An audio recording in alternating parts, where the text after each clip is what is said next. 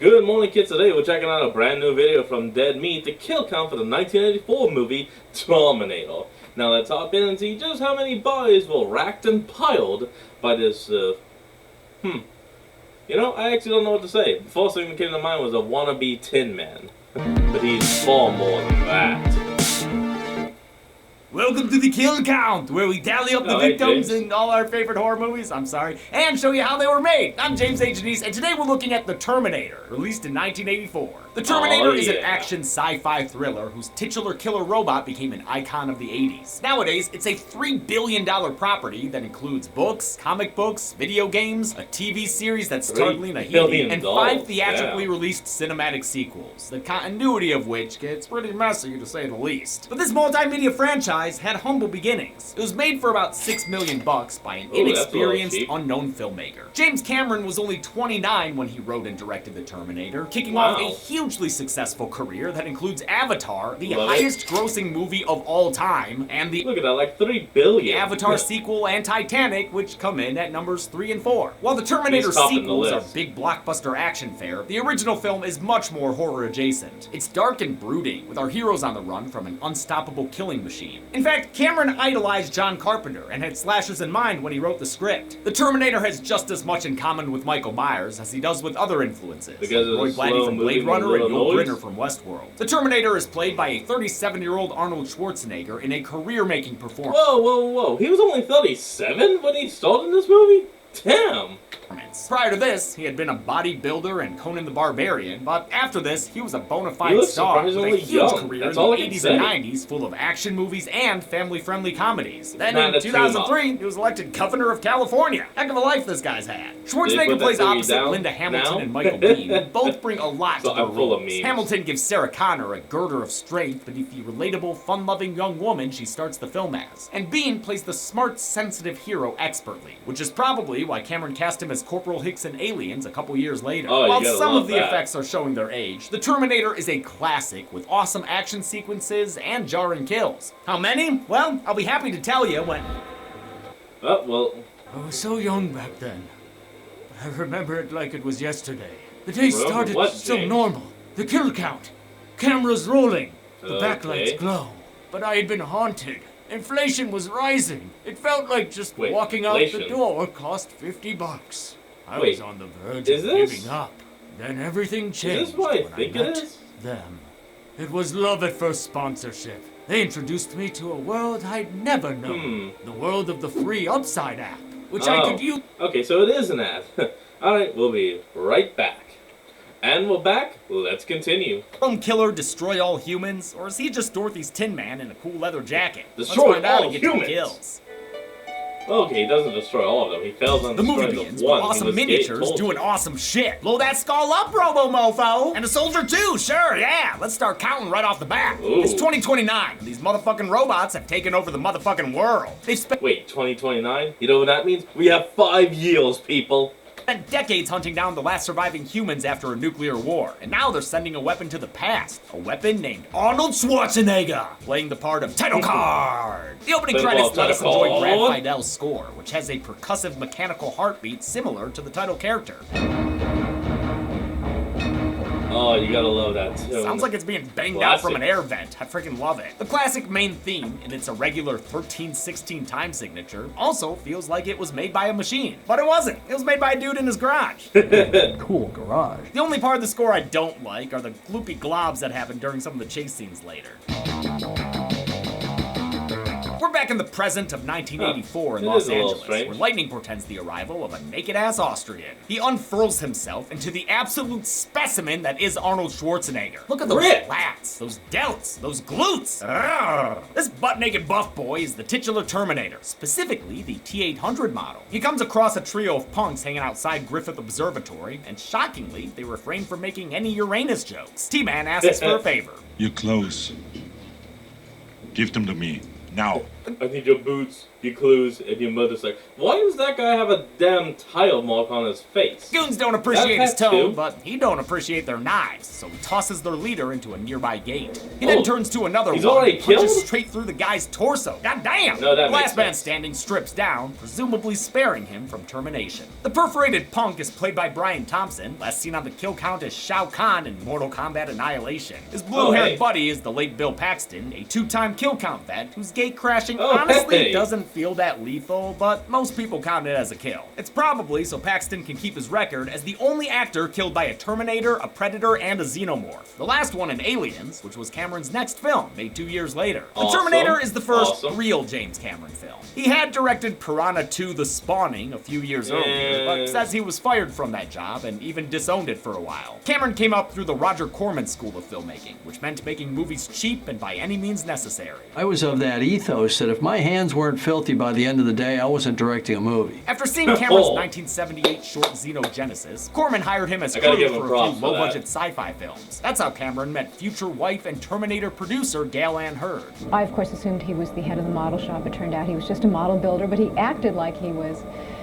the head of the model shop. He had that kind of authority. Cameron was poor as hell when he wrote The Terminator, even sleeping in his car for a little while. My mom was sending me coupons in the mail that allowed me to buy 2 Big Macs for the price of 1 so that I could survive. He sold the script to Hurd for a single dollar in exchange for a guarantee he'd get to direct. That was a problem for a while since he was so inexperienced, but he gradually won people over with his vision for the film. Suddenly I went from a guy who was sitting on a high horse to a guy who really wanted to work on this film. You know, instead of being like, well, let's see, I'm going, oh, please, please, I hope you're going to hire me for this movie. Across town, another naked time traveler touches down. He's in good shape, but you never want to be the guy showing up naked after Arnold. Unless you're like, maybe Bobby Lashley. Some cops see the guy pants nabbing, and he becomes the #1 pants felon. All units on high alert! Pants man! Pants man! Rolling around in those pants, man! He manages to evade them, thanks in part to a Hey, he stole my pants! That's a switch, a filming technique where a shot starts with a stunt performer who then hides behind something so the real actor can emerge. We learned about this from its extensive use in the opening of Orphan First Kill. This guy ain't another Terminator. He's Kyle Reese, a soldier on the human side of the future war. He and the Terminator are both looking for Sarah Connor. The only problem is there are 3 of them in this town. The one we care about has a Honda scooter. Look at her, driving that thing around with it looking like an old Hewlett-Packard on wheels. Sarah's a college student who works at a local diner named Big Jeff's. The only danger she's used to are the perils of food service. Yep, that's me. Bet you're wondering how I wound up with a pocket full of ice cream. So she's not a huge threat, but that doesn't stop T-Man from... I did not say Kid T like the pet, I said Kid D like the child. Arming up to kill an elephant. He's buying guns from the late Dick Miller, a 4-time kill count veteran whose chopping mall quote caps off the extended Dead Meat intro. They're dead meat. From the sights of it, he's the same guy who arms the cops at Crystal Lake. You put the red dot where you want the bullet to go. Wherever the red dot goes, you bang. He's happy to sell a full arsenal, but doesn't like the Terminator's lack of safe handling. Whoa. You can't do that. Wrong. Oh, what a perfect cut. What a perfect punch in my... With that, Dick gets blown apart by one of Dick's guns. Damn you. Dick blown up Dick like that. Arnold was originally supposed to read for Kyle Reese, but found himself more drawn to the Terminator, even though the character only has 17 lines. After meeting with him, Cameron felt the same way, and even sketched Arnold as the cyborg. And I looked at this painting and I said, I am the Terminator. Together, they worked out how he would move as an efficient machine with no wasted energy. Even though my stepdad continues to say your last name in an attempt to be funny.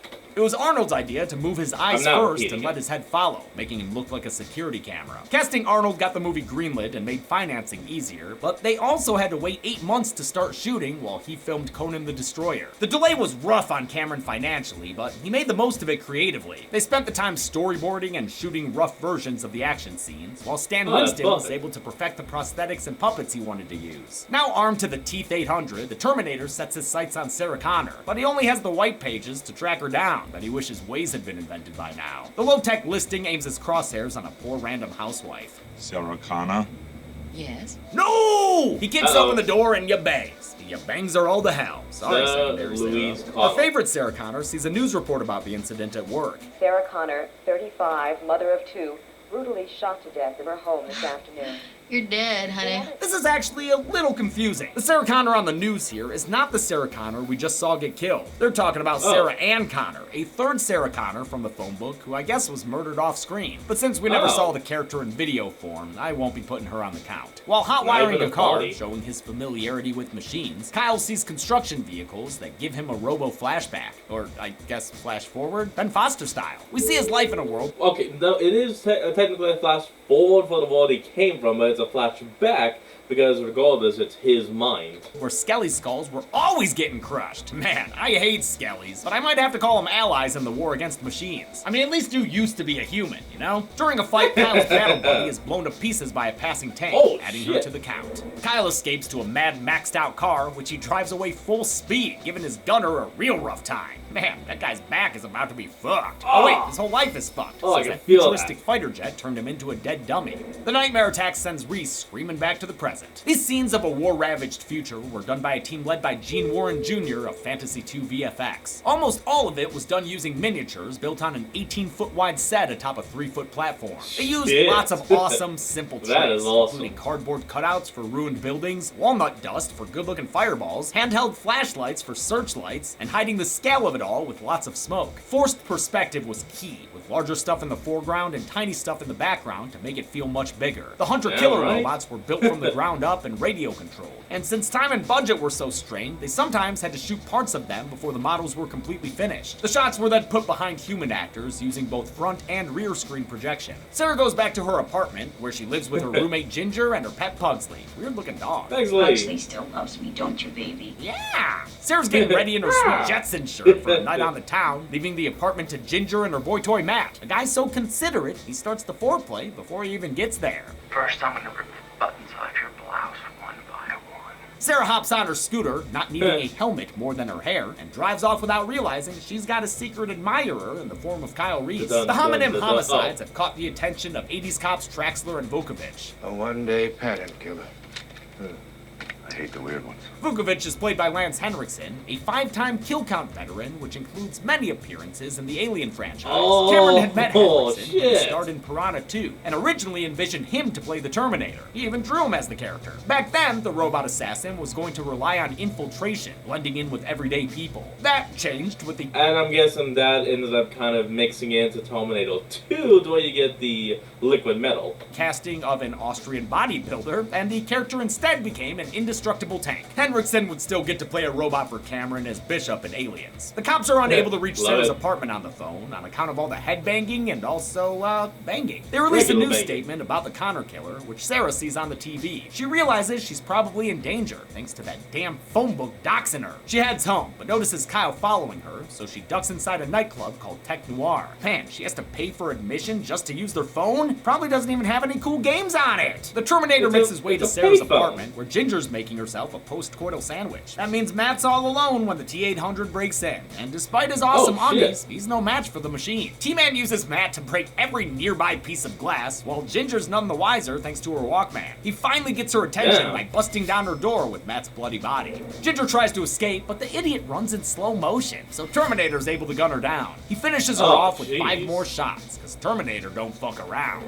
Sarah calls to leave. We're barely halfway through the video, and we're already at 5 kills. Ginger, and the answering machine betrays her to its cousin from the future. I'm at this place on Pico Boulevard called Tech Noir. Though Tech Noir isn't real, Pico Boulevard is a well-known street in LA. The entire movie was set and is filmed in sunny Los Angeles. Not that you'll see much sun. It was shot over 10 weeks, most of which were night shoots. I love how it captures that early 80s urban grind. The Terminator gets to the club in record time and gains admittance by paying the iron price with his iron grip. He's ready to cap the last Connor, but Reese is nearby and puts his shotgun to good use. He pumps 5 rounds into the Terminator, which puts him down for all of 2 seconds. The cyborg retaliates, missing Reese, but catching one club goer in the crossfire. Sorry, dude. The T-800 sprays at Sarah next, killing 2 more club patrons in the process. I mean, they're either dead or crying in the club. Sarah gets tripped up in the body blockade, but Reese comes to the rescue again. Come with me if you want to live. They have an intense foot chase through a back alley, during which a fiery explosion fails to slow the running man down. The Terminator punches through Reese's windshield, but they manage to shake him off thanks to Reese's expert maneuvering. Sarah sure could learn a lot from this guy.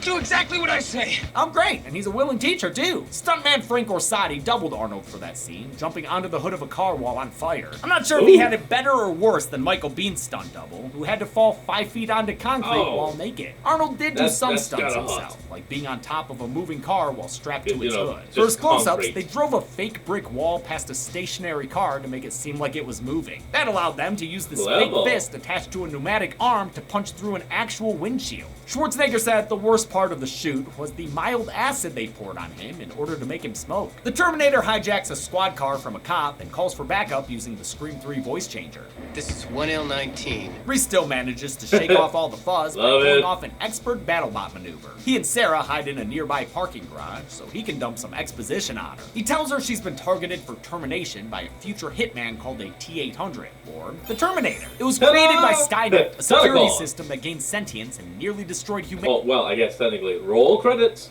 By launching a bunch of nukes. While the T-800's brains and bones are metal, he's bundled up in actual flesh and hair, allowing him to blend in with humans. Sweat, bad breath, everything. Very hard to spot. This tech isn't available now, but it will be in 40 years, meaning, wait, 2024? I mean, we're not quite there yet, but seems like we're on the way, doesn't it? This cyborg assassin is relentless and will stop at nothing to kill Sarah. It can't be bargained with. It can't be reasoned with.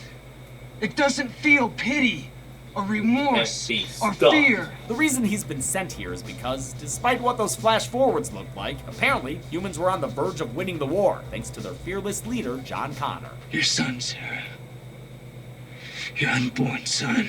If the Terminator can kill Sarah now, her son will never be born, and future humans will have their George Washington. Reese and Sarah commandeer another vehicle, but not before the Terminator finds them, kicking off another car chase. This time Sarah drives, while Reese rides shotgun. The T-800 crashes just as the police catch up with them. The humans are taken into custody, while their mechanical adversary says an Irish goodbye. At the police station, Reese is questioned by a sleazy psychologist named Dr. Silberman. Reese says his time-traveling device has been destroyed, meaning he and the Terminator are stranded in time. Nobody goes home. Nobody else comes through. It's just him and me. Reese is dismissed as a schizophrenic, and the Terminator's strength and invulnerability are chalked up to bulletproof vests and PCP. Even if he's unstoppable, the Terminator's still looking pretty beat. He finds a hidey hole to perform some auto repairs, pulling out his pupil with an X-Acto knife. Oh, sick. I defy anyone to watch this scene and tell me this thing ain't a horror movie. Look at his metal tendons. His freaky robot eye. Horrific, a lot of it. So he winds up looking like a Disneyland animatronic with some dated effects, so it's a good thing he puts on some sunglasses. Or should I say sexy specs, since it turns him back into Arnold. The idea to use both a puppet and a prosthetic on Arnold's face came from Stan Winston, who led the team that did the effects for the Terminator character. He had already been nominated for an Oscar for Heartbeats and worked with Rob Bottin on The Thing, but the Terminator brought Winston a new level of fame, and he'd go on to win multiple Oscars for effects work, including on more Cameron films like Aliens and T2 Judgment Day, and of course Jurassic Park, where he brought the dinosaurs to life. For this scene, his team made a huge oversized version of Arnold's face for close-ups of the eye during operation. They also, pretty obviously, used a puppet version that I'm sure looked great at the time, but I'm glad they restricted its use to this scene and some shots later on when he's driving a truck. The prosthetic piece on Arnold looks much better. The Terminator arms up and makes his way to the police station, which we're told is full of future victims. You got 30 cops in this building.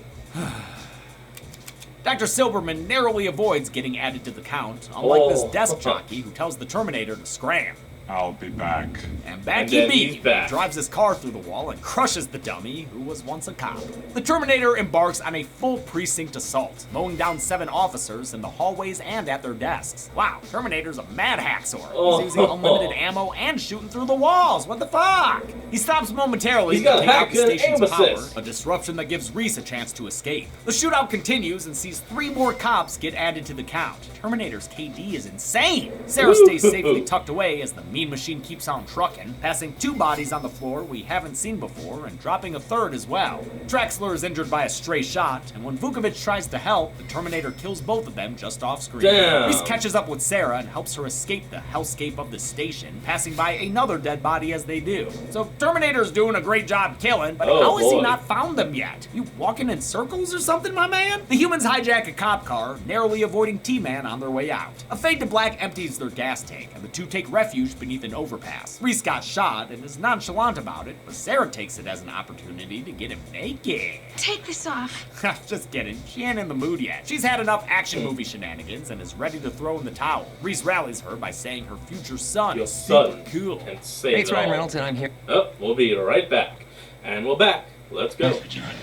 Wow, dude, simp much? Reese tells her about the future and how humans all live in junkyard land. It's easy to get killed out there, so they gather underground, where they're not as foddery, but things still ain't fun. Everyone's coughing, eating slop, and watching the only channel they've got, the Yule Log one. The only thing that kept Reese's pieces together was a photo of the woman who trained their leader, Sarah Connor. He says that when they figured out how to kill those big tanks called HKs, or hunter killers, the machines created Terminators to infiltrate their ranks. We watch one sneaky machine enter their hideout and lay waste to all the humans it sees. Hard to tell with all the flashing and cutting going on, but I think 8 refugees and soldiers get zapped to death here. This other Terminator was played by bodybuilder Franco Columbu, who became close friends with Arnold after a competition in Germany in 1965. Columbu was Schwarzenegger's best man and godfather to his daughter, and the two remained close friends and workout buddies until his death in 2019. Reese sets them up in a motel with strict instructions for Sarah to stay put. She can't resist calling her mom, though, who asks Sarah where she is. Foolishly, Sarah tells her, and we see that she was talking to the Terminator doing another spot-on voice impression. It's implied that he killed her actual mom, but we don't see a body and we never met her, so I can't put her on the count. Reese and Sarah prep for their final battle with a Build-A-Bomb workshop. This movie's had plenty of... You know, that actually is a question. Why would the robot immediately...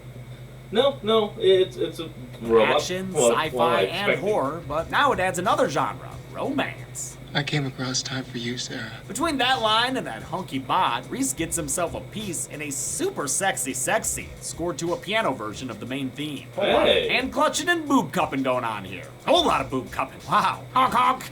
Between the love story and Sarah Connor as a strong but relatable character, the Terminator's success was driven in part by an unexpectedly large female audience. Oh my God, we have as many women seeing the movie as men. Cameron wrote a strong female protagonist because he was inspired by Ripley in Alien. It also sort of fit with my view of the female half of the species in general. Despite the technical wording there, Cameron legit loves strong ladies. His list of ex-wives is a testament to that. Dude was married to his all-star producer Gal-Ann Hurd, the first woman to win a directing Oscar, Kathryn Bigelow, and Sarah Connor herself, Linda Hamilton. His current wife, Susie Amos, seems cool too. She was Rose's granddaughter in Titanic. Oh, Cameron, that was the sponsor. God damn it, Ben. Sarah and Reese's pillow talk is cut short by the T-Hater 100. They give him the slip and make off in their third stolen car of the week, setting off yet another chase scene. The only reason this movie gets away with so many of these things is because they all include at least one awesome moment, or a couple, or several, like when they debike the T-Man here and give him a nasty cyborg spill. Then he gets run over by like 36 tires. Jesus Christ.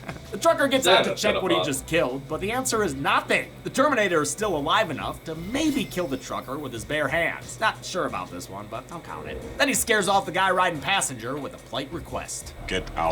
The T-800 commandeers the vehicle and tries to shift into maximum overdrive. As Sarah runs, Reese slips the big T an exhaust pipe bomb and takes cover in a dumpster. Good thing he does, because when it goes off, we get an absolutely massive explosion. There's fire everywhere. It's raining straight napalm. Cameron wanted to blow up a full-size tanker for this scene, but couldn't because they filmed next to the LAPD armory. Instead, both the truck and the alley were rebuilt at 1/6 scale in a studio in Burbank. This is one of the movie's most impressive effects to me. I never noticed this truck wasn't the real deal. The Big Bang itself was achieved with 42 separate explosions detonated by pyrotechnician Joe Viscasil. A faulty front axle actually ruined their first take, and it took them 2 days to make another model to blow up. The Terminator tries to stop, drop, and roll, but the heat is too much for him to take. Hope y'all enjoyed watching Arnold, because that part of the movie is over. This fire cleanses the Schwartz right off that thing. Of course, that doesn't mean it's dead. We didn't got him. You friggin' dummies. Terminator's got a sinister urge. He's like Rob Zombie. He's never gonna stop. Yeah. The humans flee to a nearby building, which appropriately enough is a robotics factory.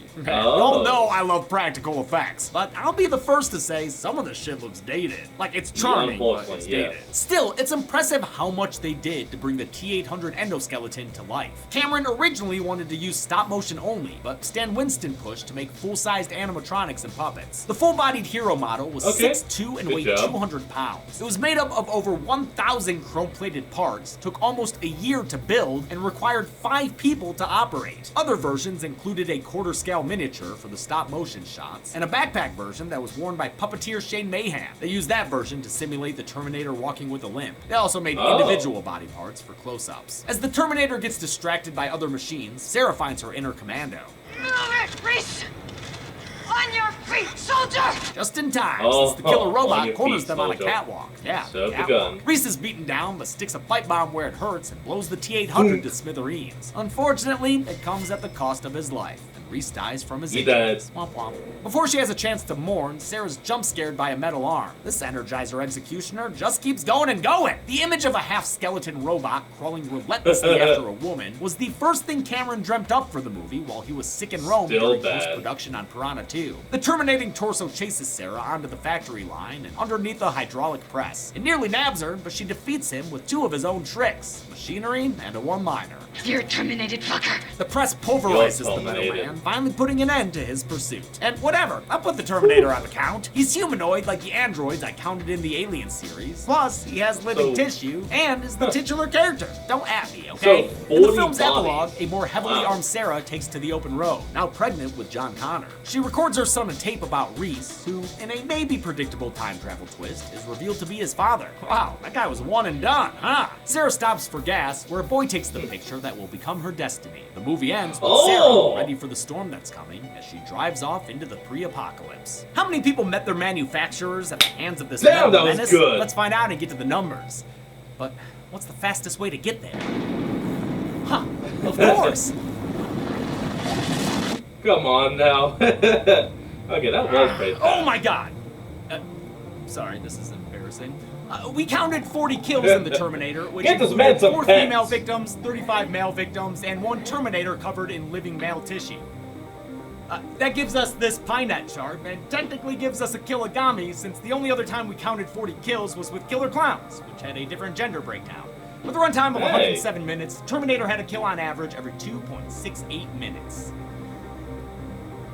I'll give the golden chainsaw for this kill to the Terminator himself. Not that often you get a death that lasts so long and spans several DVD chapters. It's like this guy in Chucky, unstoppable killing machines. No machete for lamest kill will go to Traxler and Vukovic. Feels weird to kill these guys off screen, especially when one of them's Lance Henriksen. And that's it. The Terminator came out in 1984 and beat critical and box office expectations. It became even more popular in the years that followed, as people watched it on TV and home video. It's funny that every year that went by that we didn't make the sequel, the demand for the sequel got greater. That sequel would come in 1991 with the more action-heavy Terminator 2 Judgment Day. But I don't currently have plans to cover that on the kill count. I do have something special for you on Sunday, though. But until then, I'm James A. Janice.